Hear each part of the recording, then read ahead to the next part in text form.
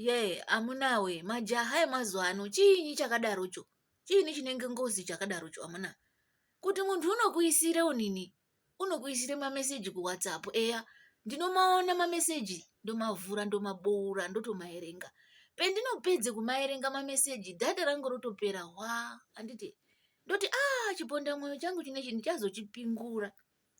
Eya ndichazoriplya pendinozoonere dhata handizvope ndashaisha here, muntu wotondionini otonditi kwindi, hauzi kupingure mameseji angu wandibhulutika otoganya. Chiini chakadaro? Kube ndinoti nini hangu handina dhata asi handidi kunese muntu, kunesa kutsinza kumuhlupa kumuti ndipo chakati, ndipo dhata imbo, ndipo nini juice card pano, handidi kudaro ngoti ndinoziye kuti chini zviro zvakadini, zviro zvakaomere muntu weshe handiti. Eya handidi kunese muntu inini, nakuzvifungirawo hake muntu wangu kuti amboti hake muntu wangu uyu ngandimbomuisirawo dhata pe, ngandimbomuisirawo juice card hakuna. Eya kwakutonyorerawo, hino tingati ndashaishawo ere apapo, imbo tongainda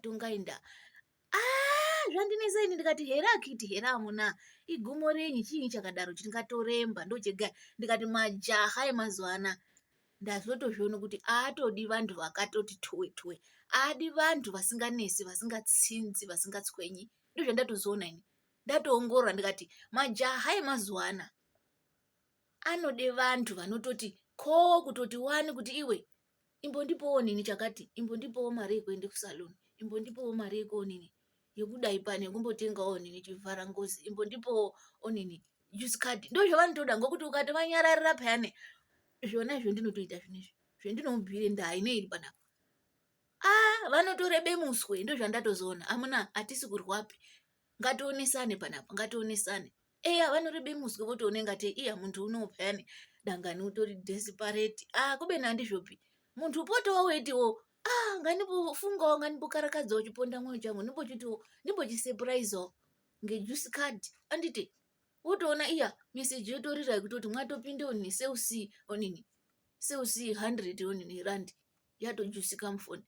Zvinonesa here zviro, chiini rakiti amuna, igumo renyu motiitirei amuna majaha emazuwa ano, mode kuti antu achidini manje, munomboda antu akadini, chimboreketai.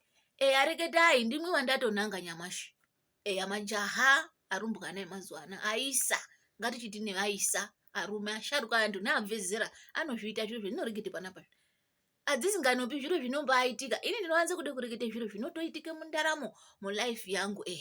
Ndozvinode kureketa izvozvo. Ndinoone kuti panapa panode kureketwa, panotode kuronzwa, panode kubhuyiwa, ngokuti ngatoremba amuna ndochega itazombotekesa ati toreketesa mashoko aperi bvupfu anopera abiwa. Amuna ndauwe, munodakara here, munotamba here kweshe kwemuriyo, amuna ashayaipo shoko rihambe, tingaremba ndauwe